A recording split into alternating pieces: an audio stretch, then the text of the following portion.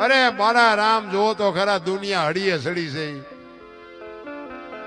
છે આપણા અંદર છે ને બાપુ બહાર ગોતે બધા પડ્યું અહીંયા ગોતે ને ગોતે સેટે સેટે આદલ તો અંતરમાં રહેશે ભજન કરો તો ભેટે બાપુ એમના રેઠું કઈ છે નહીં પણ કરવું કોઈ નથી એટલે ભાણ સાહેબે કીધું ભાણ કે તું ભટકીશ નહીં મથી લે તારા અંતરમાં ઠીક કરીને બેહી જા પછી કરવું પડે નહીં કાંઈ ન કરવું પડે ભલે મેં કીધું એમ દુનિયા જોવા જેવી છે દુનિયા જોવો હરો ફરો મોજ કરો બાકી મળે કાંઈ નહીં અમે ગોકુળમાં ગયા હતા ને તે એક બાપુ બેઠા હતા અમે 5-7 ભાઈબંધ ફરવા ગયા હતા કે બેહી જાઓ અમે બધા બેહી ગયા એ કે 100 રૂપિયા લાવો મેં શેના એ કે કાનુડા ને હિસકો નાખવાના મેં કીધું અમારા 100 રૂપિયા બગડે ને કાનુડા ની નીંદર બગડે ભલે હું તો એ કે નાસ્તિક લાગો અમે નાસ્તિક છે તેમાં તો કાનુડો દુવાર કે આવ્યો અમારી હારે છે આ છે નહીં કાંઈ અમે ત્યાં આંટો મારવા આવે કાનુડો તમારી ભેગો છે આવીને આવી દુકાનું છે મારા રામ માં ને બાપ ને કઈક જોતું હોય ને આપજો ને એના આશીર્વાદ વિધિના ચકડા ફેરવી નાખશે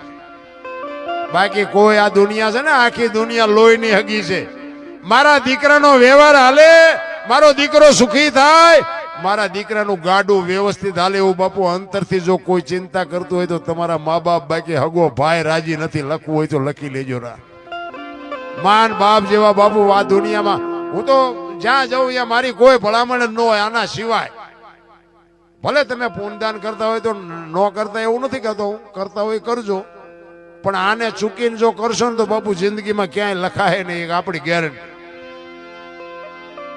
બાકી માને બાપને જોતો ને બાકી તો બધું ઈશ્વરે જે બનાવ્યું છે ને ઈશ્વરે બધું સમજીને જ બનાવ્યું છે આપણે ઘણા કે ગાયું નાખો ને ઓલા નાખો ને આપણે મરી જઈશું પછી શું થાય ગાયું અમારી અહીંયા એક ભાઈ હતા આપણે ક્યારેક કેમ કે હાલના ભજનમાં તો કે ના મારે કીડિયારું પૂરવાનું મેં તું મરી જઈ ત્યાં કીડિયું શું કરશે ભાઈ આપણે અહીંયા આવું ને પછી કે આ હું ન નાખો કે કીડીઓ નહીં આંકો મૂકે બોલો તમે તું મરી જાય પછી શું માણાનું ગણિત જ બાપુ કેવું છે મને સમજાતું નથી જે સમય મળ્યો એ કંઈક આનંદ કરી લ્યો કાંઈ કરવા બાકી બુદ્ધિ એટલી બધી માણાની વધી છે અમે તો અત્યારે આ મોબાઈલનો જમાનો છે ને હું તો ગમે ત્યાં જાઉં ને હું તો એમ કહું ભાઈ મારે કોઈની યારે કાંઈ તકલીફ નથી આમાં તો ખોટું આવશે ખોટું આવે એ પડ્યું રહેવા દેવાનું એવી પછી કઈ આપણે એવા ફોન બોન ને એવી લાઈકો ને કોમેન્ટો ને બાકી હું તો કહેતો જ નથી કે મારે મારામાં કોમેન્ટ કરજો કે આ કરજો મારે કોઈ જરૂર જ નથી એના માટે હું ગાતો જ નથી 500 રૂપિયાના ભાવના ઘઉં લાવો ને એમાં કાંકરા આવે ને એ 500ના ભાવના જ હોય પણ એને કાઢી નખાય ભેગા રાખીને દળાવાય નહીં દાંત ભાંગી જાય એટલે આમાં રાખવા જેવું હોય ને રખાય આમાં ખોટું ઘણા કે અમે તો એમ કહે કે ભાઈ રામ વનમાં ગયા હતા એ ઇતિહાસ કે છે ને સાધુ સંતો કે છે ભાઈ કે રામ જ્યાં તારે એમ અહીંયા નહોતા માનવું હોય માનો ન માનો કઈ નહીં ઘણા કે ભાઈ રામ અહીંયા ગયા તેનો પુરાવો શું કાંઈ નહીં પુરાવો શું માનવું હોય માન બાકી શું બીજો પુરાવો અમે કે ભાઈ દારૂ ન પીવાય ભાઈ કે કેમ ન પીવાય અરે ભાઈ પીને જા અમારા બાપના રૂપિયા નો પીવાય મરી જાઓ આમના અમારે અહીંયા 100 વીઘા પી ગયા બોલો કઈ ન કર્યું હવે એમાં નાકા વાળા હતા અરે કઈ ઘર બરબાદ થઈ ગયા મિત્રો તમને ન ખબર હોય આવો મારી હારે હું તમને સવારે દેખાડું પી પીને મરી ગયા અને બાયું અને નાના નાના છોકરા ખાય એવું ન રહેવા દીધું જમીનું કાઢી નાખીને ભય વિયાઈ ગયા એ બાયુની સંતાનની બાપુ દશા શું હશે હાલો તમને દેખાડું અરે આવી બરબાદી પૈસા દઈને ન હોય ખાવા પીવાની આ દુનિયામાં બાપુ સમય મળ્યો છે આનંદ કરી લ્યો બાકી તો આ સમયને જો ચૂકી ગયા ને ગમે એટલું થોડો તો ભેગું ન થાય આનંદ કરે એવું મળ્યું છે એક ભાઈ હતો ને આમ દિવાલમાં ખીલી ખોડતો હતો ખીલી આમ ઊંધી રાખેલી માથું દિવાલ કોર રાખીને અણી કોરે હથોડિયું મારે અને રિયો બબડે એ કે કારખાના વાળા બૂથિયું ક્યાં છે કે ખીલિયું ઊંધિયું કાઢ્યું એનો ભાઈ અહીંયા ગયો કે શું કે આ ખીલિયું જો ને કે ઊંધિયું કાઢ્યું એનો ભાઈ અહીંયા જઈને કે તારામાં બૂથી નથી એ કે કેમ એ કે આ દિવાલની ક્યાં છે આ દિવાલની છે બોલો અહીંથી પકડીને લઈ જાય ત્યાં જઈને મારી આખી જિંદગી દિવાલો ફેરવી પણ ત્યાં ખીલી ન ફેરવી નાખી મારી ખીલી ફરે ફેરવો દિવાલો ત્યાં સમાધાન થતું હતું ન કરીએ ક્યાં ત્યાં સમય વ્યો ગયો કોઈનું કીધું કરવું જ નથી, માનવું જ નથી. પછી આમાં દુનિયાને શું આપણે વાલા સલાહ દઈએ ભલામણ? મને તો એમ થાય કે આ કેવા કેવા શક્તિ આ મહાભારતની મેં તમને વાત કરી, મેં તો સંતો પાસે સાંભળેલી વાત. ઈ કે કર્ણ અને દુર્યોધન ને જરાસંઘ ને આ 3-4 ના એવા નામ લીધા ને, એના એક એક હાથમાં 10 હાથીના ભુજા બળ હતા. બાપુ તમે વિચાર તો કરો, આટલું બળ પણ એમને ઉપયોગ શીમાં કર્યો? ભયુન મારવામાં. તમે જુઓ આજે દુનિયા વાંકું બોલે છે ને કે આમને જોવો તો ખીરા કર્યું. અને આ રામાયણમાં આવડા અમને બળ નહોતું, પણ બાપુ એમને કીધું કે જેને જોઈને લઈ જાઓ, એમાં કઈ ઘટ્યું નહીં ને આ કે કોઈને દેવું નથી, આમાં કઈ વધ્યું નહીં. એના ઉપરથી આપણે કઈક સલાહ લેવી જોઈએ એવું નથી લાગતું? મને તો આ દુનિયા વાતો કરે એમાં ભલે આપણે સાંભળવી પડે બધી, પણ આ કર્મ ની વાતો કરે, ભવ ની વાતો કરે, મને એમાં કઈ ટપા જ ન પડતા. બોલ, કરમ આમ ને કરમ આમ. મને એમ થાય ભક્તિ કરે એવડે દુખી છે, લ્યો દુનિયાના બૂસ મારે એ સુખી છે. તમારું શું કહેવાનું છે બોલો? તમને મને બધાને નજરે દેખાય, આ તો હું વરાળું કાઢું, બાકી તમને ખબર નથી. આ તમે નો રામ રામ રામ કરી છે. સીતાજી રામ ને પૈણ્યા, આખી જિંદગીમાં હારો દી નો ઉગ્યો. મારા રામ શું એ દીકરીનું કરમ હશે? મિથિલા નરેશની દીકરી બાપુ, એને પીરમાં હતા ને, એક દી દુઃખનો નહોતો ઉગ્યો. અને લગ્ન કરીને અયોધ્યામાં આવ્યા ને, અયોધ્યાના મહારાણી બન્યા ને, એ આ દુનિયા છોડીને ગયા ને, ત્યાં સુધી હારો દી નો ઉગ્યો. બાપુ દીકરીનું શું કરમ હશે? દ્રૌપદીના ચીર લૂંટાતા હતા, અહીંયા કોણ નહોતું? કાળના જડબા ઝાલીને ઉભા રાખે એવા પાંડવો હતા. દીકરીનો શું ગુનો હતો? આખી દુનિયાને ખબર છે શું એનું કરમ હતું. રામ જેવા રામને 14 વર્ષ વનમાં રખડવું પડે, એનું શું કરમ હશે? અખિલ બ્રહ્માંડ નો માલિક કૃષ્ણ પરમાત્મા, આખા વિશ્વ જેને બનાવ્યું હોય, તમારું અને મારું આ દુનિયામાં જેને સર્જન કર્યું હોય, એને ખબર ન હોય કે બેસ તો ભીલ મને બાણ મારશે ને? ખબર ન હોય? ભીલે બાણ થી બાપુ મારી નાખ્યા. તમે વિચાર તો કરો એનું શું કરમ હશે? થઈ થાવીને થાશે આવો ત્રિકાળ જ્ઞાની મહાપુરુષ, ગંગાનો પુત્ર ભીષ્મ, છેલ્લે બાણની પથારીમાં હું પડ્યું, એનું શું કરમ? મને તો આ કરમ બરમમાં કઈ સમજાતું ને. આવા મહાપુરુષોને જો ભોગવવું પડે, અને આ દુનિયાના નકરા બૂસ મારે, એ મારા દીકરા ટેસ્ટથી મરે. બોલો, એટલે આપણે કોઈના બૂસ મારવા એવું નથી કહેતો હું, પણ આમ વિચારવા જેવું ખરું એમ કે આમાં હારું શું? આ ભવની માને ઓલા ભવમાં આમ ને ઓલા, કાલની ખબર છે કોઈને? તો આ મળ્યો એ સુધારી લો, શું ભવની ખોડવાની હોય? આ મળ્યો એ ભવ મોળો છે. અને તમે જવાના ગમે હોય, આવ્યા ક્યાંથી? આમાંથી કોઈને ખબર હોય તો ઊંચો હાથ કરો તો આવ્યા હો ક્યાંથી બધા? એટલે આ કોઈને કઈ ખબર નથી. આ બધું ડીંગો ડીંગ જ છે. આ મળ્યો એ ભવ સુધારી લ્યો ને ભલે મને આનંદ કરે એવું છે. આમાં બહુ ઊંડા ઉતર્યું ને તો બીડીયું ઠૂઠા વીણતા થઈ જાય એવું છે. આ બધું હળવા ભૂલ થઈ જવાય. કાંઈ કોઈની માથે વજન છે નહીં, લઈને ફરે બધા. કે મને એમ થાય કે કાલની વાત કાલ, આજ મોજ કરી લ્યો. વર્તમાનમાં જીવતા શીખી જાઓ, ભૂતકાળને ભવિષ્યકાળને. કારણ કે જે સમય વિયો ગયો ને, એને તમે યાદ કરશો. સુખનો હોય કે દુઃખનો, એ કોઈ દી આવવાનો નથી. અને હવે કેવો આવવાનો છે તમને મને ખબર નથી. એટલે વર્તમાનમાં જીવતા શીખી જાઓ. ભૂતકાળને ભવિષ્યકાળને જ્યાં હોય ત્યાં રહેવા દો. જેવો આવવાનો છે એ આવવાનો જ છે, અને વિયો ગયો એ આવવાનો નથી. બાકી મને તો એમ થાય આ મારું, હું મારી પોતાની વાત કરું કે હું મારું છે આલ્યું મને નથી ખબર. બોલ, હા મને અત્યારે તમે જુઓ તો પૈસા માગવું એટલા આપે છે, અને તોય ક્યારેક જૂઠું બોલું તો એટલે ઘરે રવા દે ને ઘરે નથી. આ અમારા હસમુખભાઈ, અમારા મોરબી જિલ્લાના હળવદ તાલુકાનું ગામ કોંઢ, મારો મિત્ર છે, સારી સંતવાણી કરે, અવારનવાર અમારે ભેગા જ હોય. આ અમારે ઘનશ્યામપુર હળવદની બાજુમાં. તમે આવડા છો, તબલા ઉપર ધોલ મારો તો આ ભણે છે. આવડા છોકરાના એટલો ભજન પ્રત્યેનો પ્રેમ કેમ લાગે? બાપુ આ તો મારા નાથની કૃપા હોય તો બાકી બધાને શીખવું છે ને બધાને ગાવું છે એમ નો આવડી જાય.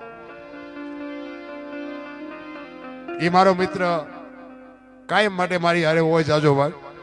પણ કહેવાનો મારો મિનિંગ કે હળવા ફૂલ થઈ જાવ ને શું પણ આપણે લેવાની હોતી.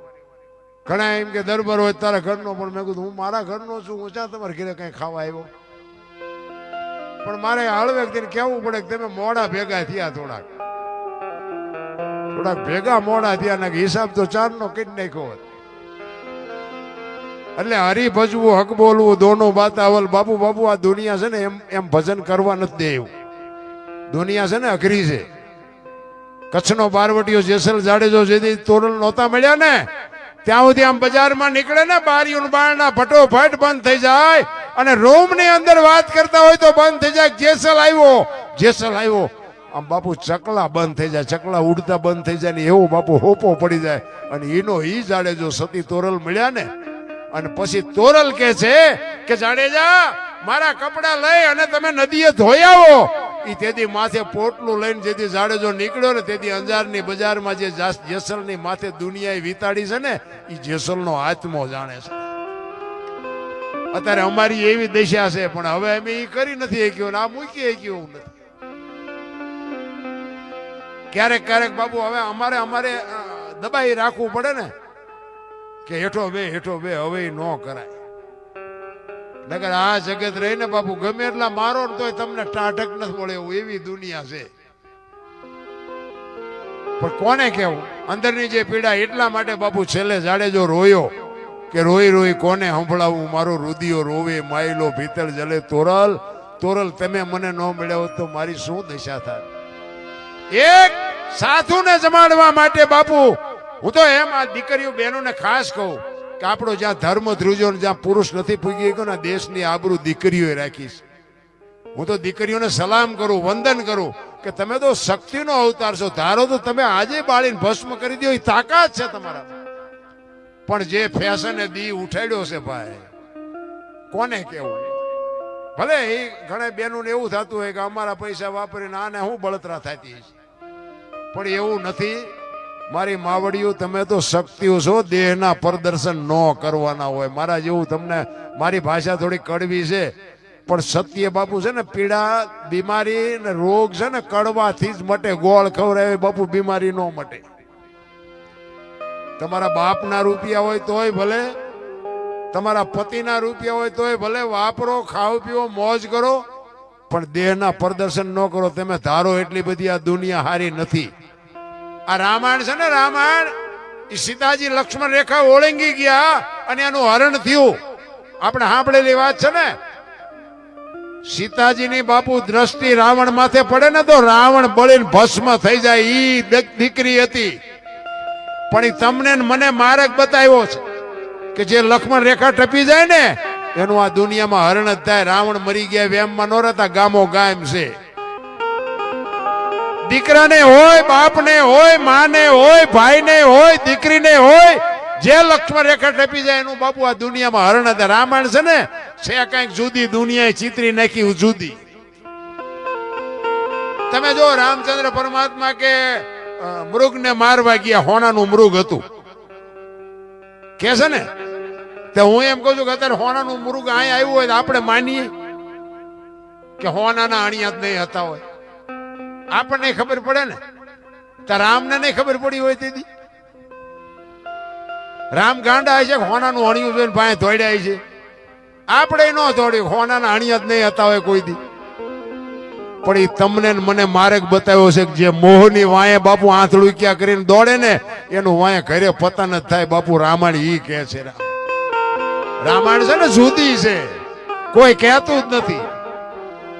બીજા નંબરમાં રાવણ બાપુ એટલો શક્તિશાળી હોવા છતાંય દુનિયા જે કહેતી હોય પણ રામને બાપુ લંકા સુધી ધક્કો કરાયો એટલો બાપુ એ પુનશાળી અને એટલું બાપુ તપોબળ હતું એની પાસે.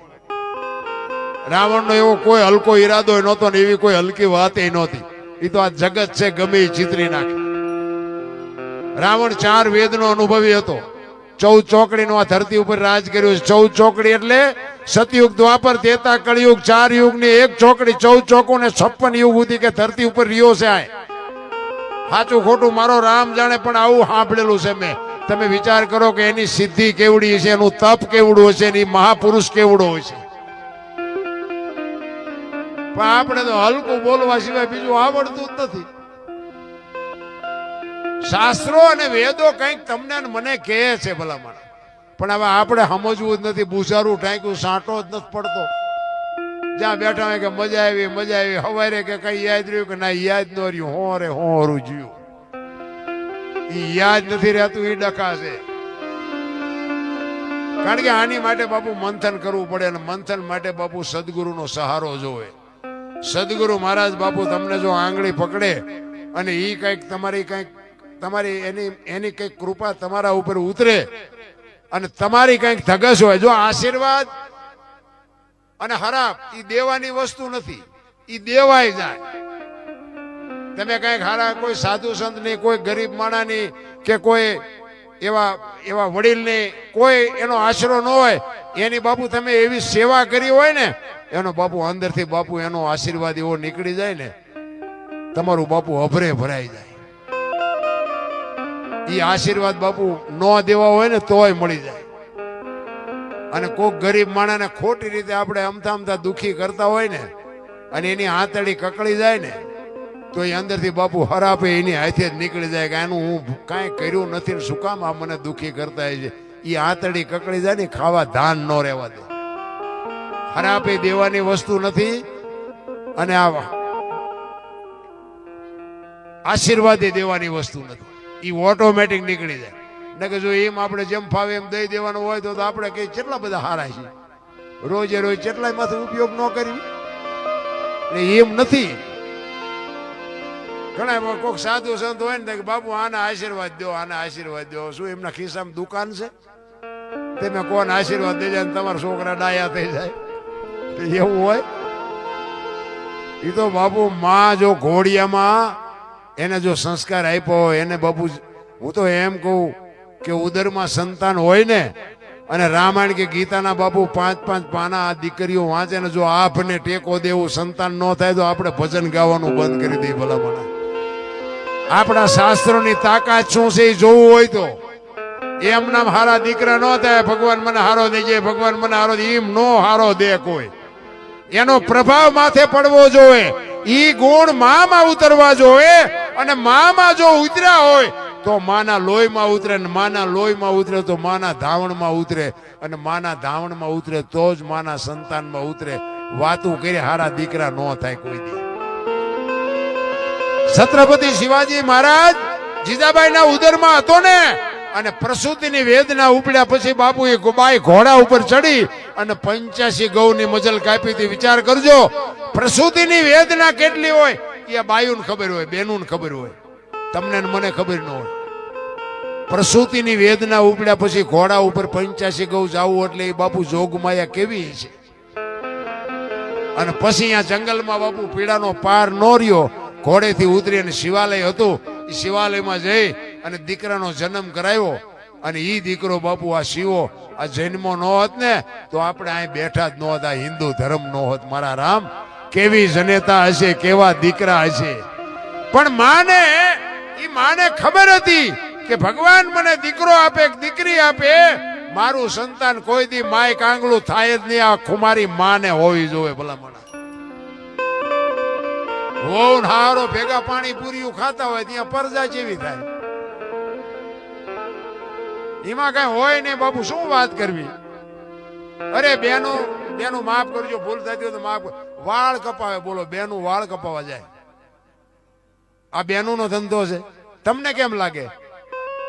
સંસ્કાર બજારે મળતા હોત તો પૈસા વાળા આપણા હાટું રહેવા ન દે. રામ